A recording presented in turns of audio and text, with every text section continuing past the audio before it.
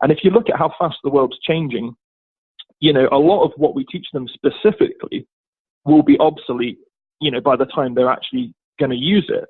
But I think what remains is like the principles of like how to learn, how to think critically, how to respond to failure, how to accept failure, how to work as a team, all of those things, which I think they're the real learnings that will be immensely valuable for those children as they kind of become young adults and even old adults somewhere down the line.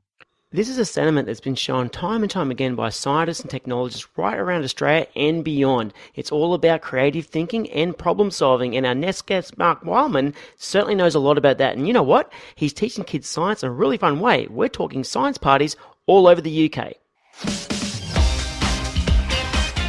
You're listening to the Physics Ed Podcast.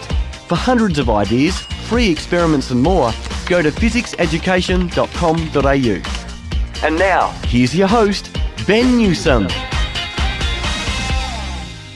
Yes, welcome again to another Physics Ed podcast. Hey, big week this week, and in fact, it's quite an interesting week for me because this is a friend of mine, Marc Wileman, who 10 years ago was working at Physics Education. Now, he's gone back to the UK and he's set up this brilliant company called Sublime Science, and this company has inspired more than 1 million children to discover how science really can be very awesome just by doing science parties every single day of the week. And by the way, he does a lot of school programs too. Now, Marc Wileman is actually quite best known for winning the Dragon's Den competition. It's a bit like the Shark Tank that we have here in Australia. He very much is involved and passionate in getting kids to understand how science truly works. And you know what? He's been seriously recognised. Her Majesty the Queen of England, has given him an award for innovation, and he's a TEDx speaker as well. So, without further ado, let's listen on to Marc Wileman about what he does at Sublime Science and why he cares so much.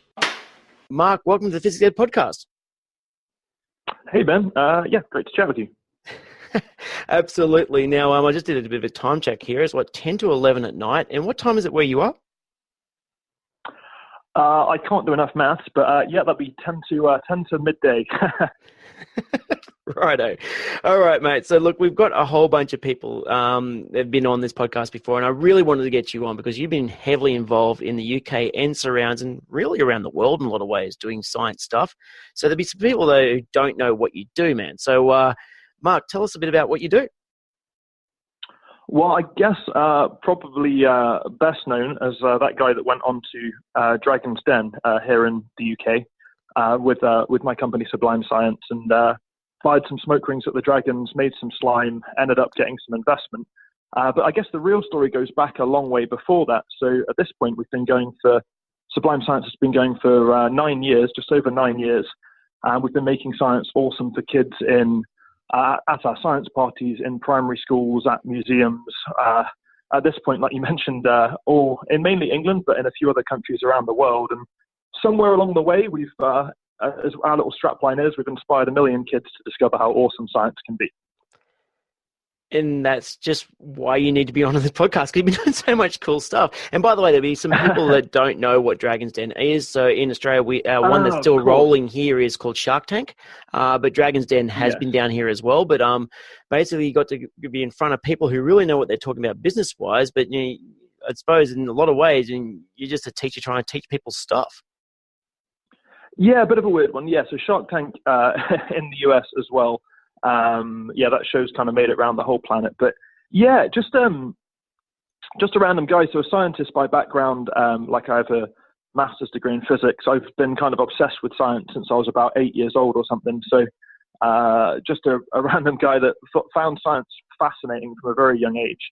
And I guess as I, kind of became an adult and was trying to figure out what you're going to do with your life type stage of things, I figured that making science awesome for primary school kids would be a cool thing to do. Been working on it pretty much every day for like 9 years at this point. Yeah, so. Flat out. Obviously we'll talk more about what Sublime Science does, but I'm always curious as to what got you into science. Like, you could have done, obviously, you did your Master of Physics and whatnot, but at some point in your life you went, no, science is my thing rather than, sport or whatever it is. Like, what made you go, yeah, this is it. I need to be involved in this type of gear?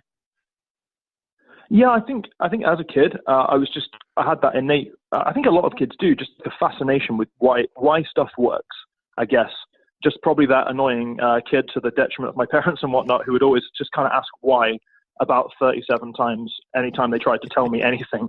So had that kind of, I guess, hardwired, as a lot of kids do, which is kind of cool. So I had that just from a very young age, and as I got, I guess, as a kid, you don't necessarily really kind of know what science is. It's just almost like a course in how stuff works and why it works, how it does.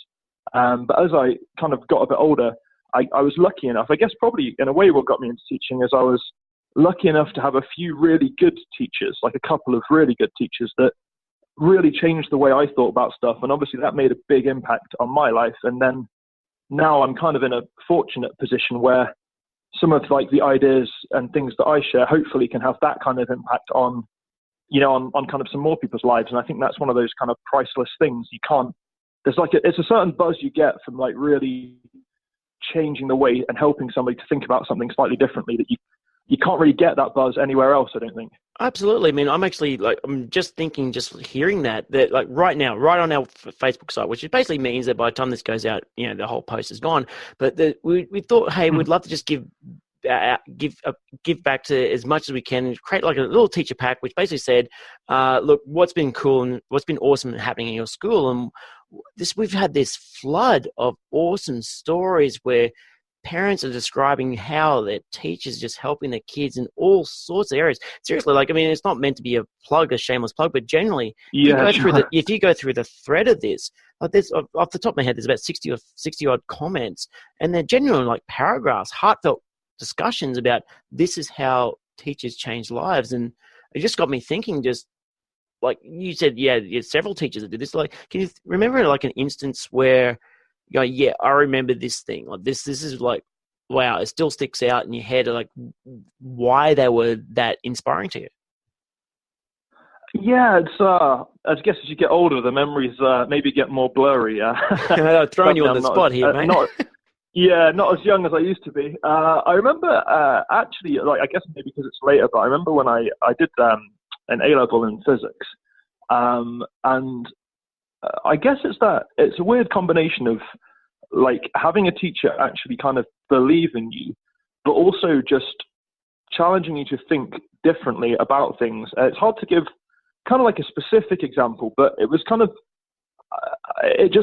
I guess it worked, as in the education really works. So I got to improve, like as in my level of science improved like very rapidly, and the ability to kind of think critically about things really improved really rapidly. And I think there's something just in all of us, as whether it's you're an educator or just everyone in general, like there's something addictive about that progress, So if you make some really fast progress in just how you think about something or how you understand something, it's very addictive. And I found that process to be very addictive. And then obviously, like I say, getting a little bit older, you get the opportunity to kind of, I guess, pay it back or pay it forward, whichever way you kind of want to look at it. I mean, we've been going for, like I say, about 9 years now.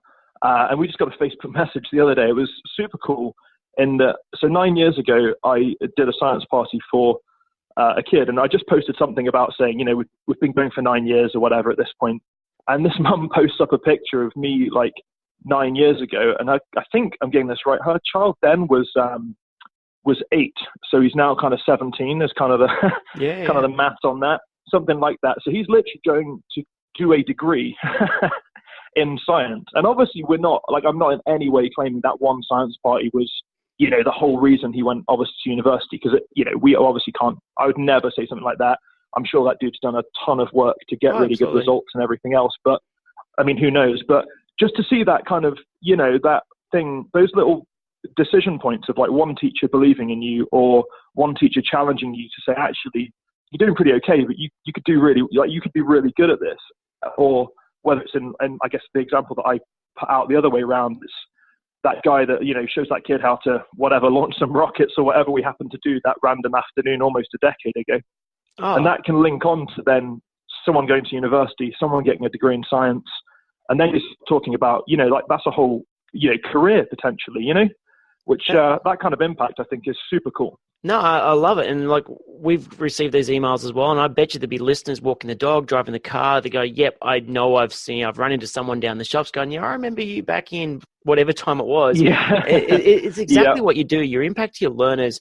I think there's a saying, and I'm going to get this wrong. I always stuff up quotes, but there's something to the point of saying, you just don't know how a teacher's effect on the universe is almost infinite. You just don't know how long that effect can actually be, because that child, for example, that 17-year-old child, now, for all you know, they don't necessarily have to be a Nobel Prize winner, but they're obviously highly engaged in their world, which means they're now going to be highly engaged in their kids and so on and so forth.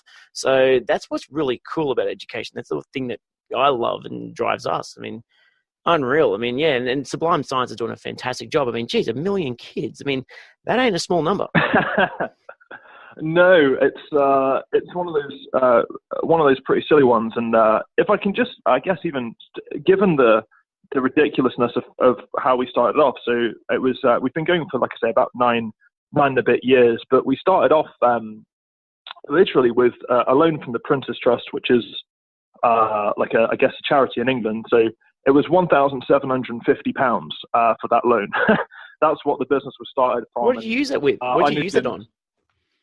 Literally, so unfortunately, I was only, 23 years old, 22 years old, just done my masters and this and that. And then it was literally just buying stuff. So at that time, I didn't even have a car, a phone, a laptop, anywhere to stay. So I moved in with my parents. Literally, that was just spent on, some equipment. And the company only really got started because we got deposits from people that booked our stuff that enabled us to buy all the equipment we needed to do the stuff. So it was kind of that comedy level of, I guess it can all look pretty fancy, 9 years later or whatnot. But at the time it was, it was just me for a year, it was just me and a few boxes of stuff, just doing fun science experiments and educating people and teaching people like new ways to think about stuff, new ways to think about science. And yeah, that was literally just about it back then. And roll that forward. I mean, you're able to pay that forward, a long way. I mean, I love the fact that you've been. I mean, one of the things that you've been involved in is in East Africa, doing some stuff in playgrounds. I mean, I'd love to know a bit more about that. I mean, tell us a bit more. Yeah, no, well, cheers. Well, I tried to, pay it back or pay it forward, whichever way you want to think about it. But one way is, so the Prince's Trust was like the charity that loaned us that money. And I actually do speak for them and help out some young people. So they generally help people that are kind of maybe 18 to 25, somewhere in that ballpark, a little bit younger than me. Young people just wanting to get started with projects, whether it's music education or whatever. Just basically, I would try and help anyone that's just passionate about doing anything, really. If it sounds like it's something worthwhile, I'll try and help out. So I kind of speak for them and help out a few young people in that case. And over in East Africa, I'm on the board of trustees of a charity called East African Playgrounds, who build playgrounds all around East Africa, which I guess is my link to the area. But then I've published a bunch of content, there's a bunch of science experiments that you can do, like, without electricity, without any fancy equipment at all. I'm talking kind of eggs and toilet rolls and, anything you can get your hands on, really. And we've just been giving away like books and online learning platforms and stuff to people around East Africa for a while now. And I know for a fact, because they've emailed in and sent us really cool photos, that they've been used on like the mountainsides of Africa. They've been used in like a refugee camp, which I just think is really cool to just play that tiny part in. There's all these kids in a refugee camp, just to know like a couple of them have done some science experiments because of some stuff you put out there, I think is a super cool thing. So that's what a bit of the thread of what you're doing, because I mean, a lot of what your work is, people would just see it's science parties, but it goes way deeper than that. I mean, it's really just engaging kids in science in a platform that they love to do. They want to do experiments and whatnot. They don't want to do tests. They just want to play with stuff, which is very, very, very true. I mean, but then again, I mean, at the same point, I mean, I know that you've had to do some quite formal presentations, and one of which was TEDx. Like, how what was that like being involved in that? Yeah, pretty scary, to be honest. It's a weird thing. I think a lot of us are this way. Probably a lot of people that kind of go on stage and do stuff like that are actually kind of closet introverts. So True. I'm one of those people. So having, been on TV in front of millions or whatever, been on a stage in front of this many thousand people or whatnot, I also I'm I was a super shy kid who was too scared to talk to anyone. And so it's been a bit of a journey going from, almost being, I remember I think I cried at primary school when I had to do like a talk to 20 kids, when I was a kid. So going from that to walking out on stage in front of like 1,000 people and something is kind of a bit of a trip. But I guess the thing that makes me do it isn't some kind of like, whatever, love for stress and pain. It's more like if someone's put together a platform and a place to share some ideas that could really help somebody out, I think it's almost like you've always got a sense of duty to give that a shot, to kind of, it'd be selfish of me to say I'm kind of, I'm a little bit nervous to walk out in front of 1,000 people in like a real formal businessy kind of, I guess entrepreneurial change maker setting. And I'm a bit nervous to walk out there, so I could just have not bothered. But then that's kind of, that's almost like putting myself above the cause, really. Like if I'm, I'm choosing, I'm the type of person that wouldn't want to I'll choose 15 minutes or whatever it is of a little bit of discomfort, a little bit of nerves and all of that. But on the upside, maybe, that goes online, maybe that show gets seen, to 50,000 people, 100,000 people, whatever. And maybe it makes a real impact in someone's life. So if you've got that opportunity, for me, it's like you've got to kind of suck it up a little bit when I get a bit nervous and a bit scared to walk out there. Absolutely. And like when you watch a lot of the TED recordings, it doesn't have to be always spectacularly groundbreaking. It just needs to be a little bit innovative, a little bit of fun. I mean, I wish I could remember the guy's name. I hate it when you forget names. But I remember watching one where there's this bloke in India where he was just showing you how, on stage, how to teach science using trash.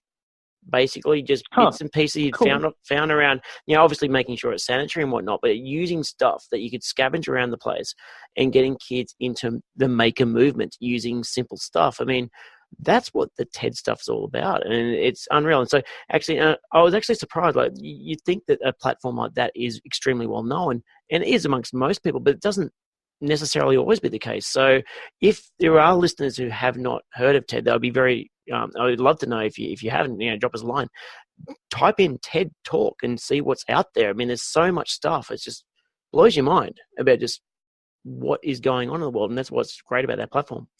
So just out of interest, so obviously you've got a lot of stuff coming up with how Sublime Science is growing and all the rest, but I mean the core thread is science experiments. So I'm just going to have to ask, what is your favorite experiment to actually do in front of kids? Like, this is going to be kind of a tough ask. Like, what's your favorite? Yeah, that is putting me on the spot slightly. I guess being I consider myself almost like a larger child myself at this point in my life. I think it's pretty similar to how kids think about it. So I really like anything skirting around it a little bit. I like kind of any form of slime, anything that bubbles, anything that explodes,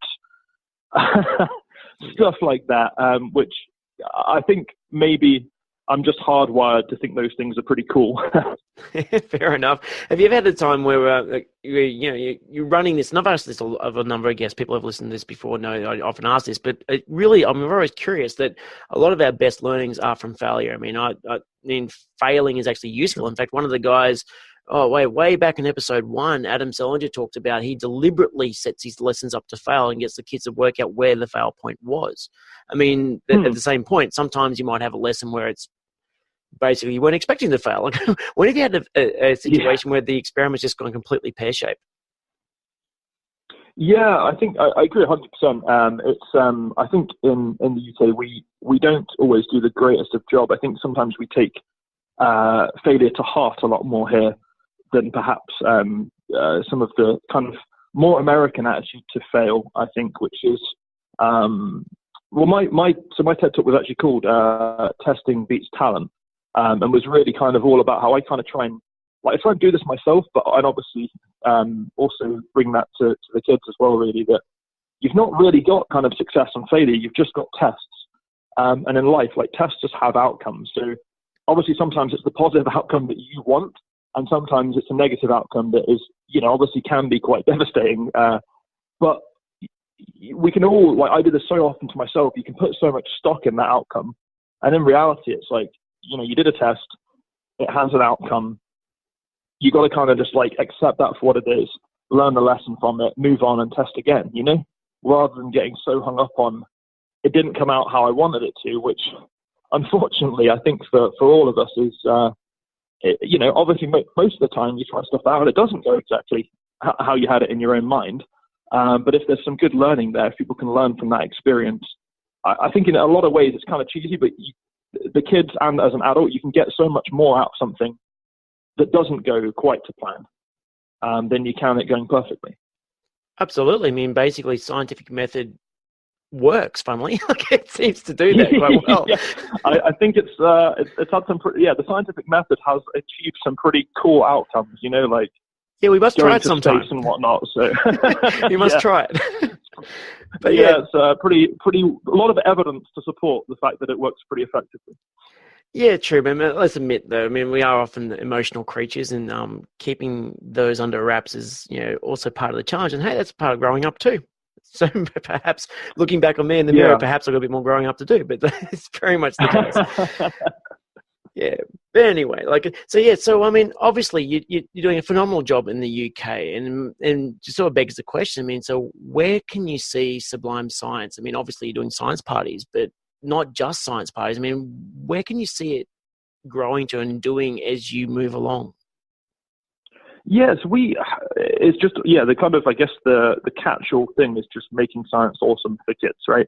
So it's not, science parties are a really big part of what we do.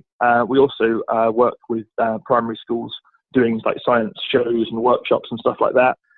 We work with a bunch of different museums and organizations around the UK.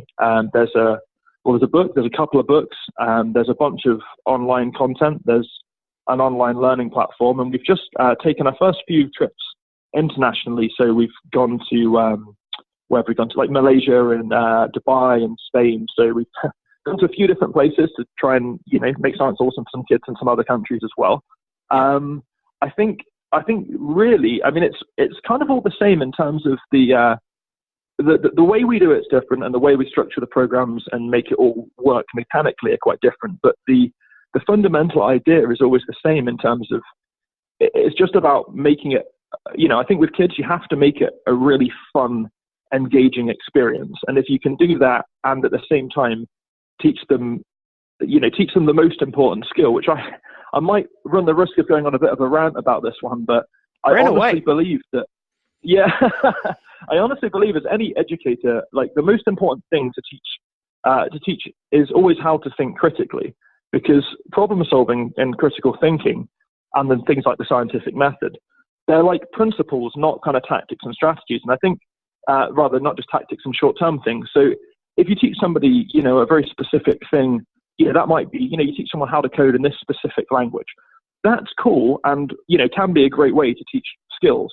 But the fundamental thing you need to be teaching, we all need to be teaching, kids, particularly at primary level, is how to problem solve and how to think critically. Because, if we're helping a kid today and, let's say he's 8 years old and helping him out, that's cool. But statistically, that child will start working maybe when they're, 22, something like that. They might go to uni, they might do a degree, they might do a master's, who knows? But they might not really start their career for another 14 years. And if you look at how fast the world's changing, a lot of what we teach them specifically will be obsolete, by the time they're actually going to use it.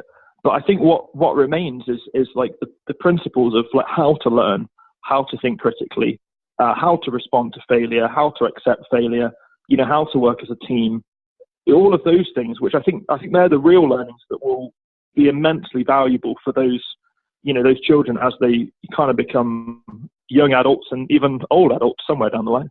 Yeah, well, what I was just thinking whilst listening to that is almost a reflection onto the way we've been operating. So, just like yourselves, we run quite a lot of science parties as well, and we've had the occasional question come up saying, "Look, it's really just a bunch of gimmicks and fatty experiments, isn't it?" Like it's almost like sort of without realizing that we're actually sending out qualified teachers. Have you ever had that situation where people just don't quite get that the basis of what you're doing is just the same as what you do in a classroom?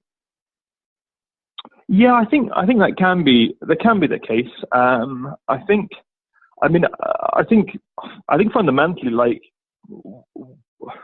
I think the way we're all learning is changing, and I think that's probably a good thing. Like, obviously, the people that are on here are kind of by definition listening to a podcast, and obviously when I was growing up, there wasn't the internet and there wasn't podcasts. So I think certainly things that I've learned, in more recent years have been a lot through, podcasts and meeting people, networking, whatever it might be, learning in different ways as an adult.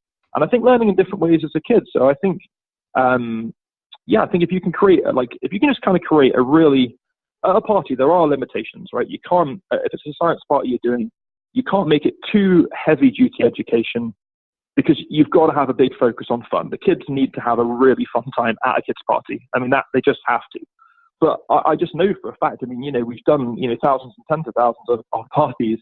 You can make it really, really fun. You can make it engaging. The kids can have an awesome time, but they can also leave, like, one, saying that they want to be scientists. So with that perspective, little shift towards, like, thinking of science in a better way and having a more positive opinion on science. But even second on top of that as well, they can also leave with a real understanding of, like, how to think, like the critical, like you say, the scientific method of kind of like, prediction, experiments, conclusion, then run that into the next experiment. What can we learn from it? And I think sometimes, if you are quite an educator, you might have obviously quite a high education level, quite a technical background, master's degrees, PhDs, all of that awesome stuff. But I think on some level, science kind of is as simple as, keeping it to the basics of just trying to think critically, trying to experiment, trying to see what we can learn from it, and enjoy that process. Right? You can definitely 100% do that at parties. And I think the long-term effect of doing that can be really quite substantial. One of my high school teachers once said to me, science is simply structured play. I like that. That's very cool. and it's really quite profound, because when you talk with some of the greatest minds around, and I've been lucky enough in my position to speak with some of these people, they're highly creative, and they just put points together that some people just don't see. And it's the reality, they're just playing in an intellectual fashion. And I tend to seem to agree with that. I mean, a science party just happens to be another forum for investigation. And hey, let's have a bit of fun with it at the same time. Yeah, and it also does a really good job of breaking down that barrier of, like, science is just, it's just people doing science in a lab, right? Which is, obviously, there is plenty of that. There's plenty of people at universities and in private labs, doing science experiments and researching things, and that's all, like, amazing and incredible, really, that people are doing that. But that's a very small percentage of the amount of people that really are going to be wanting to apply critical thinking in the scientific method to whatever they want to do. I think a lot of science is just the ability to solve problems. And unfortunately, or fortunately, depending how you look at it, like, we've all got, problems in life and in jobs and careers and business or whatever you might be doing. There's always going to be problems and challenges. And if science, to me, it's really about equipping people with the tools and strategies and methodologies so they can more effectively solve problems and ultimately, like, have a better life, if that makes sense. Absolutely makes sense. And with that in mind, I mean, I know there will be some people sort of wondering on how on earth do you get to do this type of stuff? So I'm just sort of wondering, like, if you ever had to get some advice, I don't know, whether they're undergraduates in science communication or the science teachers or primary teachers about to get going, or, hey, even a party presenter or whatever, what would be some advice that you give to them to say, look, I don't know, if they're about to go hit the world and start spreading their knowledge, I mean, what would be some advice that you give these people before they went on their merry way? Cool. That is a good one. Advice is always a tricky one. I think the main thing, this might run the risk of sounding like not that dramatic. That's okay. But kind of just to put one foot in front of the other, as simple as it sounds. So I think sometimes, like, I mean, we all do this to some level. You see, like, an athlete or an entrepreneur or an educator or whoever it is, or a great artist or musician or whatever it might be that really inspires you, and you think, God, that's incredible how good they are at that, or what a cool job they're doing, and this and that. And I think that can be super inspiring, but it can also be almost not inspiring, and it can seem a little bit overwhelming, almost like there's no way I'm going to get from where I am now all the way to there. And obviously that might be true, or it might not, but I think just to kind of keep in mind that everyone gets everywhere by just like kind of baby steps, just putting one foot in front of the other, looking at the situation you're in, whenever you're in it, trying to make the best assessment, based on the tools, tactics, and resources, everything you have at your disposal. Like, what's the best thing to do now? Just doing that. And then just kind of repeating that process, and maybe like not putting as much stock into the future and where you're going to end up as a lot of people tend to do. So I believe that might be about testing talent, Mark. Perhaps. Yeah, we'll plug that. Yeah, why not? I mean, obviously we'll put links in the show notes about that TED Talk as well, because I very much like that idea of slowly, surely you will get there. Don't be in a hurry. Just take your time and think as you go along. It makes a lot of sense. Hey, look, there's going to be some people who are going to want to get in touch with you, no doubt. So, Mark, how do they do that? Probably the easiest way is just through our website. So sumblime-science.com is probably the easiest one. That's the kind of main home we're at, I guess, online. We're Sublime Science on everything, so Facebook, Twitter, Instagram, etc. Obviously, a bunch of listeners are educators and things like that. So if they can happily download my first book for free as a PDF, which is called Don't Eat Your Slime. It's just a bunch of fun experiments you can do with stuff you've already got. That's free as well. If you just Google something like Don't Eat Your Slime, or Sublime Science, Don't Eat Your Slime, or Sublime Science book, something like that, that'll pop right up in your favorite search engine, and hopefully we can help out. Yes, and I think Don't Eat Your Slime are probably great words to live by as we close this podcast out. But very true. Unless your slime is made out of edible stuff. But yes, that's as a rule, don't eat your slime. That's probably a good idea. Still, even if it's edible, it's very unlikely to taste particularly good, I think. Yeah. Just eat the food that you're meant to eat, and then everyone's happy. Look, thanks very much, Mark, for popping on. I know you've got a lot of stuff going on, and look, much appreciated, and we might catch you another time. This is the Physics Ed Podcast. We're all about science, ed tech and more. To see 100 fun free experiments you can do with your class, go to fizzics-education.com.au. That's physics spelled Fizzics, and click 100 free experiments. Well, there you go. That was Marc Wileman from Sublime Science. And I tell you what, they are doing a fantastic job right through the UK and beyond. They're reaching 37 countries with their e-learning platform, and they're very much about getting kids into critical thinking. You can really hear it. I love the idea of him just saying, here's a step-by-step approach to really solving your life's challenges. The idea of going, it's just really a series of questions. Did it work? Did it not work? Why not apply some scientific method to your own life and to your own goals? And that's a really good thing to be threading in. And the fact that putting that into a science party, that is just unreal too. And hey, speaking of critical thinking, the team at fizzics-education have come up with a new podcast. It's called Physics Twist, and it's all about what's been happening in science and technology right around the world, and what's been recent and what's been really floating our boat. Hey, check it out. Hi guys. Looking for more science with an Australian twist?